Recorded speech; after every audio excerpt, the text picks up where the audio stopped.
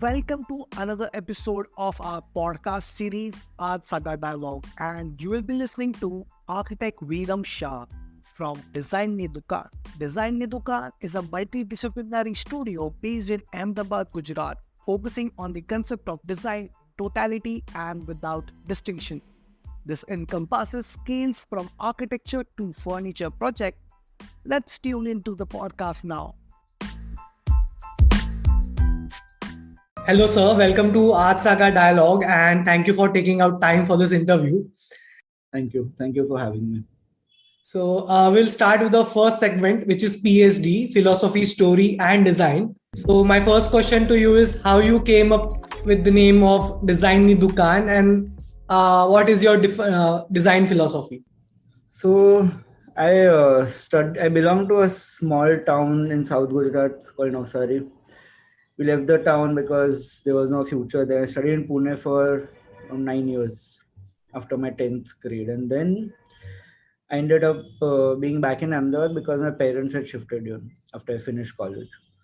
So, there were a bunch of designers, from different fields. And we would meet, there's a hospital called VS, it's broken down now, but I used to meet there, And there were these medicine shops called Ni Dukaan, like 10, 15 of those. I was sitting there and I just randomly told these people that why don't we have a collective of different designers and create like a design Ni Dukaan. So that was a very random sort of a conversation over a cup of tea. And we said, okay, because there was, a different city from where you lived for 9 years, so there was, everyone was doing their own jobs, etc. So why don't we do a collective and don't define design by scales and just start something. So that's how it started. And philosophy, I don't know where to start because, I think you had taken Girish sir's interview also. Yes. So my introduction to architecture was through him. So he's also Gujarati, and he used to teach me in first year. Yes. And he told me one day that you might not get to learn much in college. My office is right here on FC Road, so come over. So I used to go on Sundays, and he used to take us on site. And so then his guru B. Doshi and then Corbusier, so modernism sort of came into being, and I started reading, understanding the workings of how architects have developed their own work. And so beyond that, it's a much bigger story if you consider the formative years. But one thing that they imparted with Girish sir, there was a bunch of other professors. Arun Ogle, very senior, used to teach at JJM. So they made sure that we don't focus only on design to figure out design. We used to have Arun sir used to make us bunk college and go take us for movies, at film festivals. And we used to sit and watch movies, and then after that wonder what just happened. And a lot of movies that I've seen after in the coming, I realize art is very difficult to understand. It's not one spectrum. It is a complete development of how you perceive art in, say, architecture, pure art, literature, music, so many things. So it's a collective of, and I've realized, and even then, Girish used to have this thing called room open for art and design, something like that. So used to have people presenting their thesis, musicians used to come over, etc. So it was, I think, all these years I've realized that you can't, it's a complete circle. You can't develop your philosophies in isolation. Mm-hmm. So every time that I've experienced something, whether it's traveling or people or books, it somehow becomes a part of your progress or your story or your philosophy as such. So I think you have also mentioned about FC Road, and I have to tell you that I also graduated from Pune. So I have did my architecture from Srinagar College of Architecture. So my next question to you is as architect always looks for inspiration. What has been your inspiration in architecture? I don't know. It's been very contextual for different projects. And in all these years, like I've been working on one architectural project for the past 8.5 years, which is almost done now, almost in a sense it's done.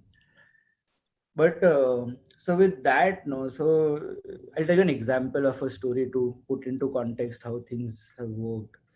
So we did a lot of designs. We were very young that time. I mean, this is like what I was 24, 25, and so we did a lot of designs. And the client, we showed him all the designs that we worked on for 3 months, and then she was like, "Veeram, have you done only one design?" So I was like, "Okay." And then he put everything aside, explained a few things, and then he said that even if my house doesn't have an elevation, it's fine. So then I came back to Navsari. We used to work from Navsari that time, and there's this Kabir bhajan called Nirbhay Nirgun, that Kumar Gandharva song. So you're listening to that, and in that, basically the premise is that Kabir is talking to God, and he's saying that, "Okay, God, I will sing about your praises fearlessly, Nirbhay." But then in a certain paradox, he's asking God, "Okay, you are formless, shapeless, odorless. So how do I sing about your praises when you have no form?"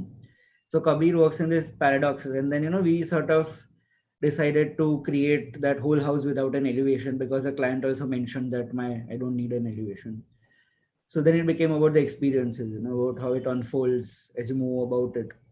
When you stand outside, you don't see anything but these bare, retaining concrete walls. So, and then I mean, there's a lot that goes behind, but these are small things that I sort of look forward to. Like, one more weird thing that happened now after all these years, that one of my friends, he's a singer, an artist, and he spoke about another Kabir bhajan called, in which there are lines which talk about Roop, Arup, Roop, and Swarup. So, when you have a thought or when you process something, it's always shapeless, formless, Arup. And then it gets a certain form, which is Roop, and then it gets the highest form that it should, then it becomes Swarup, that is the truth of that, this.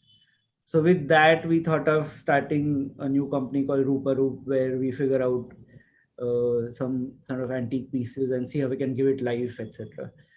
So I will not have any direct answers to anything that you ask me, because one reason I don't give interviews is because I am also asking the same questions that you ask me to myself, and that is why, and I hope that I never have answers to those, because that is how the progression happens, Yes.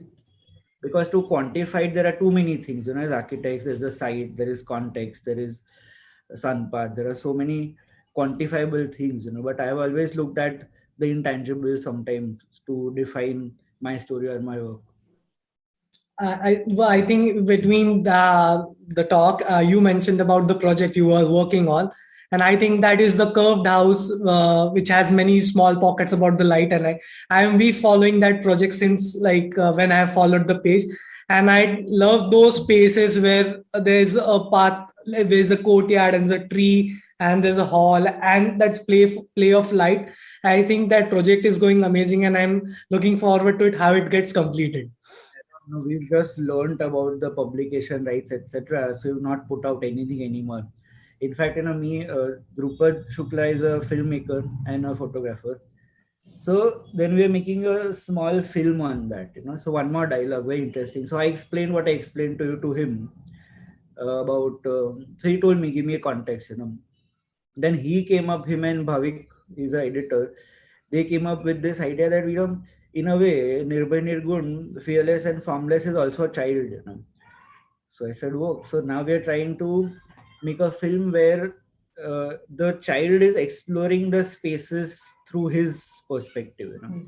So he's wandering around on the walls, and the rain's coming, and so basically the most interior part of the project is the pool and the private areas. Yeah. So now he's searching for the pool. So it's very interesting how these stories develop, and with so many different people, these conversations, I think these dialogues are essential, because Yeah. it is, you can't define art to be right or wrong.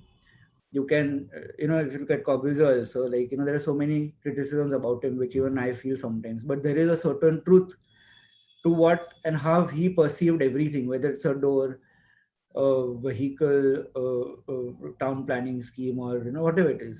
He might have failed, but at least there was a vision to the way that he thought. Yeah. I'm definitely waiting for that film when it comes out and I'll watch it. So my next question to you is your architecture experience as a student and as a practicing architect now. It's a very nice question, actually, because I was in college for 7 years. So I belonged to a small town. There was the reason to take so that was a time when everyone was taking engineering up, Yes. because that was a norm. Yes. Okay, wohi karna hai, you finish a 4-year course, get a good job, go to America, they would do a master's, and a lot of my friends had also done. Then me and my friend Kalpak, he's also practicing in Pune studio. So I told Kalpak, यार ये engineering तो I science level I can't do. So please figure out something easier. Kalpak, architecture seems easier, तो वो कर लेते हैं. मैंने चलो ठीक है. And then after, so I was always exposed to a lot of literature, music, etc. when I was younger. I've learned string instruments since a very small age, etc. So that there was an underlying sense of knowing the fact that I understand art. But once I met Girish sir and Arun Kokle and all these people, I don't remember all the names, but then I remember once Arun sir, he spoke about the importance of a wooden button on a khadi kurta, for half an hour. And I was like, okay. So basically, it started making sense. And then I spoke to my parents once that, I think that I'm doing what I like, but I might take more time. And I wanted to see the Capitol complex before I did my thesis. So I took one more drop that time, because when you know that you're starting to understand things, there's always, at least for me, there's always an angst as to why don't I know it enough, because I knew that once I get out of college, there's going to be this rut of joining a job and all of that, how it entails. So with college, I think the most that I got out of it was from the library, because that's something Girish told me, that you sit in the library, make notes, and gather as much knowledge as you can.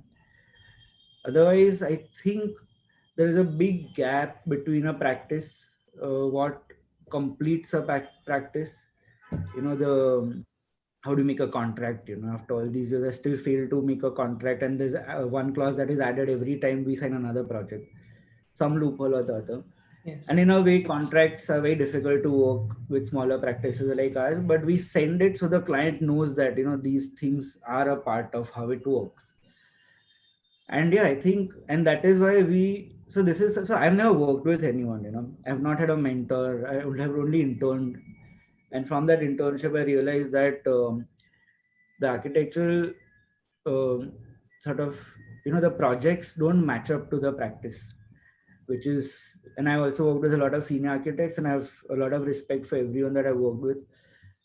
But you look at them, you look at their work in the magazines, and you think that, oh my god, this is like so good. But when when I've been associated so closely with them, I've realized that it's not the warmth that the practice should have. And that is why, in a way, I feel very good that everything that we've built is unique in its own sense. We don't have work timings, we don't have cabins, we don't have any distinctions. Everyone, everyone calls me Veeram. Even if the interns are 21, they still call me Veeram. I was like, if you want to respect something, you respect the person from within. I don't want any sir madams in office. So this is, I think it's something that's taken a lot of time to understand, because obviously, the idealism is too much. You can't create a hippie colony, which in a way we have, but there are still, we've been refined. It's like it's always in progress. The work is always in progress. But yeah, in a way, I think we have created something which is unique. So we have architects, we have interior designers, we have musicians, we have so many different people coming in. There are so many discussions happening, and what happens is that your mind is always engaged. There is no there's no straight line of how I think a practice works. I find it to be very intuitive, and I think that's the way. I don't really know, how a practice should be run, but this is how I run it, and there's a lot of love and warmth between us and the clients, etc. And I always tell my clients, okay, whatever happens now, we have to part ways with very happy memories, because we know how stressful this is. Yes. And we are, this is not at the position to dictate things to them, nor do I like dictating things, and I'm sure there's always a way out where it balances out what they want and what I want. So yeah, like a lot of difference in between. But I think that's, in a way, it's good that the colleges let us figure it out on our own. But yeah, there, and also in retrospect, there should be more younger practices which try to sort of not follow the norms that were followed by architects 30 years ago. Not making corporate structure no matter how much okay. Correct. One thing about architecture is like every day there's something new, and every day that new things always inspires you. So moving on to our next segment, which is knowing the process. So we want to know a project which is close to your heart. So I think the closest will be this large project that I've been working on. It's been 8 years of stories, 8 years of understanding, learning from so many people, because it was such a large project. There were very senior consultants involved, and that time, for a fact that you don't have that much knowledge to sort of figure. But my technical base was very correct. So I mean, it is too long to explain in terms of a process. I started that, but I'll tell you the technical parts of how those things work. So there were so usually when we used to draft our drawings, we used to always make sure that the structure is almost considered, the beams, columns, etc. And then we would send those drawings to the consultant. And the structure was so spread out that it had to be divided into 3 parts. So sorting that out. Then there was this large water tank which was cantilevered out, and Sailesh bhai, there's a firm called Saurashna, very senior. So the Veeram, you can't have such a large cantilever, and you have to have one pin. And then I would tell, no, Sailesh, like this is the only thing that's coming out. It's the only art. I would pour my art out, and they go, wait, let me figure it out. So very interesting conversation. Then there was a HVAC consultant, Anjarya. So there's a, like Savai Gandham, there's a thing called Saptak that happens here. The project was stuck for 2 years around. I would meet him every time. I was like, Sahib, is the project happening? Should I give the money back? Like very warm people, and the HR is very complicated because such a widespread square footage, and there were 3 units, VRF units, which were to sort of cater to everything. And because I would never say no to the client, things would keep changing. So the tonnages would keep changing, and there is, so for the whole structure we have done a ductable unit, so there is, you see, very clean things, so these are very technical. So that's what you have to be very closely related and associated with these technical gurus, because eventually if you want to create architecture to a certain sort of a minimalism, you don't want to leave it on them. Like how I've seen practices that, okay, this is the plan, and you're the consultant, and you make the drawing and you give it to me. With us, it was a very close conversation between me, the structure engineer, the plumber, and the HVAC person as to how do I make the structure so clean. So that is, and also because we change so much, and plus, it's in a very remote area. So the contractor, which is, I think, the most essential part of an architectural practice. So I had told the client that, he won't be able to, he had done his factories and all, but plaster and normal construction. So I told my client that, I'm going to test him. So we made these sample walls with different shutterings, and then I made him do my office first. I was like, "Aap pehle ye karo, fir hum aage dekhenge." And then he did that. So what happens is that if I take a contractor from Ahmedabad, the cost automatically becomes 5 times, for concrete shuttering, etc. And I realized and I knew that he won't be able to create that level of finesse in terms of the shuttering, etc. And that was something like anticipated imperfections. And we've done like wooden battens in the shuttering. And I knew that he's going to shift it a little. It might go a little cross. But that actually became the most beautiful part of the project, that intuitively, because of his imperfections, it lent certain imperfections that you cannot draw or create as an architect. Yes. And then there's so much, consider the amount of money that goes and you convert that into 3 or 4 times. There was so much savings in terms of the cost that helped the client. So these are technical processes, and I think most people ask me. I'm so glad that you're asking me architectural stuff, because honestly, I'm so sick of defining furniture, etc. Because and honestly, I furniture is too easy, It's too easy, and because this has been going on for so long, and we've not been able to put it out, people have not been able to appreciate our skills in such a large sense. But I think this is so much more challenging. Like, I always tell people that I would never use my own furniture for my own projects, because I think it would be a crime to use a console to beautify the space. I think architecture is sacred by itself. Yes. I don't to add so much. I think even without furniture, if the space is clean, that is a job well done. As you said that like you was always like you don't like questions on furniture, then my next question was to you about furniture. No, but please, you can complete the circle. I'm so glad we started by architecture at least. Yeah.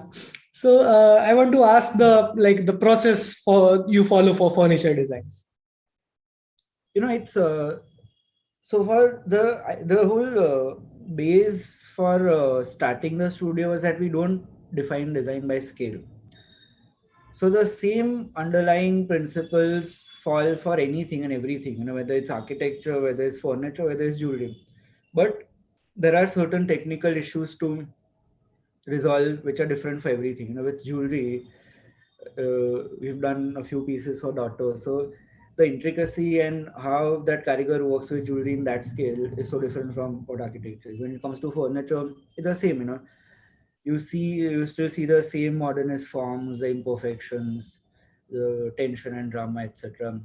That so that's what I think, and this is something that I always tell my students also, or I tell everyone that there is everyone has their own story. You come from somewhere, there's a process, you work with someone, and it was so beautiful. This time, me, Girish sir, and Prasanna Murray met in Rajkot, and Girish sir was showing his projects from say 80s and 90s, where he was his own contractor, because he used to Yes. design and build. So, वही मतलब I think the process is, I think for him also, he would just narrate what happened. And it is very difficult, I think, for people like us to put into perspective the process, because it is just something that happens, because we come through something, we read something, like if you to romanticize it in a way, no, I somehow can't do. Like, I remember watching Pather Panchali, Satyajit Ray's films in college. Arun sir used to tell, and I was like, "Ye kya hai?" Matlab, it's like the most boring. Like I could nothing, and I've seen that film in so many times after college, even now, and every time I see it, something new comes up. And my favorite part about Satya was that such limited technical things he had, and yet he created such wonders out of non-actors. And if you look at Girish sir also and Prasanna also, they've created wonders out of the simplest materials, simplest clients. So वही मतलब it's a dialogue that you have with your client, or a Yes. dialogue that I have with myself. कि, okay, what do I want to design today, and what am I reading today? What have I heard, or what music am I listening to? It flows. It flows. One thing about Girish sir is that he's a great storyteller. Like Yeah, when yeah. I interviewed with him, like he told me such beautiful stories about his projects and his clients. And yeah, this was great. And I would like to ask, I see many materials like you work when you design furniture. So basically, like personally, I love that swing with brass finish wood and rattan cane mesh at back. So like what more materials you would like to explore in future? So woodworking is something that once I came to Ahmedabad, I was working on a project through college. I finished that, and we did not know what to do. So then me and a bunch of us, we went back to Navsari, my hometown. And my father used to restore antiques, so we had a carpenter, probably 1 year elder to me, Pujaram. And I told him that I've saved some money, So we put out all of my dad's antiques, and I said, let's start documenting all this and see if we can do contemporary versions of these. So here, these pieces. So woodwork is something that we did hands-on when we started. That house had become a workshop. In the backyard, he used to be doing, we used to be polishing things, figuring things out, seeing proportions, scales, joineries, etc. And so that is something that sort of naturally came to us, and that sort of got us. Initially, there was we had to take up everything that we could, so we only worked with materials that we were comfortable with. And because we had worked hands-on with these materials, it was easy to tell carpenters कि ऐसा नहीं नहीं ऐसा होता है वो मैं करके दिखाता हूँ. Yes. And then now, I mean, there are so that's what I mean. The current discussion or the current future in the office is exactly what we are considering what all to explore, because anyways we have so many designers from different fields joining us. There's so many textile designers who are doing such beautiful work, and textile is something I'm very close to. So you're trying to figure out materials that we can explore, and so it's become a collective. We've had so many people working with us in the last, say, 8-9 years, and we are reaching out to them to see what they are doing. And so there's this guy called Ron who worked for around 2.5 years in the struggle period. So he is exploring terrazzo as a material, but not in the sense that we have seen it getting casted. Yes, yes. So a dialogue that we've initiated. That, okay, how do we push it to a product that no one has seen? And also, this will happen probably if I make enough money this year. So I want to put out, in a way, scholarships. So there are so many students who pass out from the lesser colleges like NID, NIFT, even architects, and we never get the time, or nor do we have the money to explore a craft. So this scholarship is going to be an open call. Say, suppose you are someone who wants, or maybe has studied some brief craft in a short way because you didn't have the time or the money. So you give me a proposal that this is a craft that I want to explore. I will need this much time, and these are the like a complete proposal that you give me, the whole finances, and I want to sponsor people to start creating, staying there with the craftsmen, exploring the craft, creating certain, say, 5 products for me. And beyond that, they are free to do that on their own. This is just basically a launch pad. Yes. So, I'll sponsor the money to you to figure that out, and then you're free of it. But in case you do something bad, I'm always going to be a worst critique.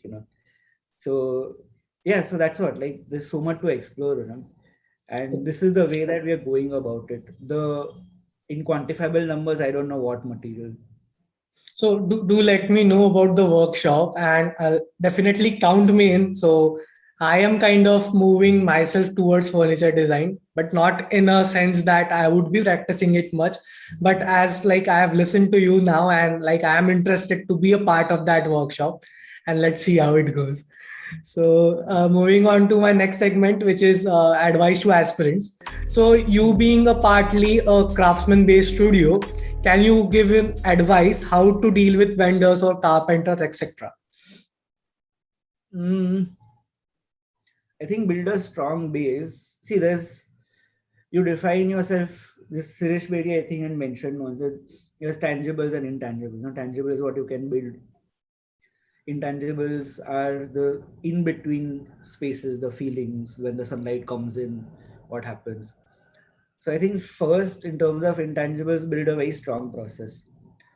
Whatever inspires, now when, in a way, I don't know if it was good or bad that we had limited knowledge or limited access to information, but don't take half information. Don't do research of the internet, read a book. If you want to read biographies, you'll understand how minds have come from, the processes have come up. And then see what I mean. There's so much out now. There's so much pop culture, and you realize that collecting sneakers would be a thing. It's like the world is opening out in a very different way. So I don't know what inspires you, but at least create a story where there are things that inspire you.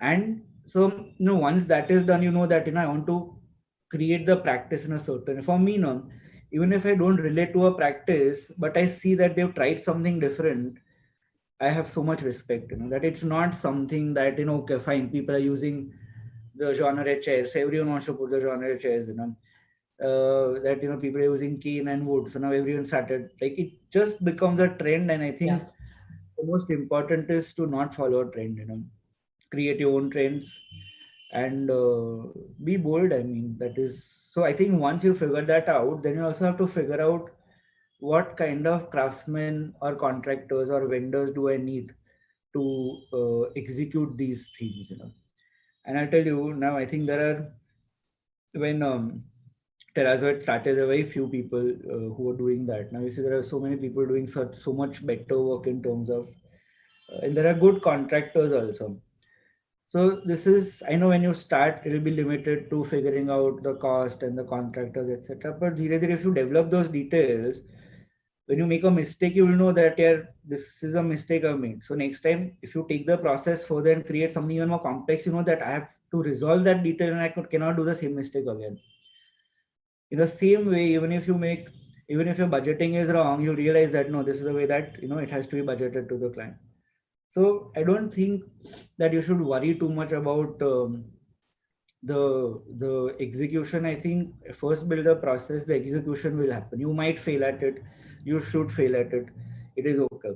And that's what, that if you do a detail which has been done, it's easy. It's fine, it's done, But if you create a detail on your own, you might fail, but you'll figure out a process where that I failed at this, so I should probably correct this. I still do that, There are technical issues with every new piece that we make, and the idealism of having a complete customization, etc. So we never said no. We said, okay, let's create things, and then the whole dialogue with the carpenter, with the fabricator, how to resolve it. So have a dialogue. Why not? Definitely. I think everyone will learn from this. And one more question to you, that if someone wants to start their own practice in furniture design or product design, what is your advice for them? So, when we started, I think we were the only people doing a certain level of customization. And now there are so many people doing like really good work. My only problem is sometimes with people just not imitating, but like mindlessly figuring out, okay, teak and brass is something that works, So I think one, again, that please first define a style which creates a niche for in the market. Do a market study and see what's not there. There are so many like materials, what we spoke of. There are so many materials that you could be exploring. So don't just dive into it mindlessly because you think something might sell. Because I tell you, if you don't reinvent yourself now, and there are so many professionals, imagine the amount of colleges, imagine the amount of knowledge that comes out. So if you don't make a niche out of yourself in the market, then it's going to be a problem. So you have to reinvent yourself every 6 months, every year. We did something we had to because we had to run the office. There was money to be made, etc. But take some time. And plus, because I had been in college for so long, so it was a very long struggle. By the time I was 30, there was barely anything in my hand. So thoda, learn to understand the fact that good things sometimes take time. So research hone your craft, and don't think that I put out 2-3, I put out a collection like that, it will work. No, there are too many people doing there are too many people doing beautiful work in the market. So if you want a sustainable practice in products and furniture, just figure out how do you stand out, what is your USP, and what materials or what details or what visuals are you giving that don't exist in the market. Fill that gap. That is essential. Thank you for tuning in for this podcast. I hope you enjoyed our talk. You can also follow us on our other social media platforms such as Instagram and YouTube. We post content daily there. The link is added in the description.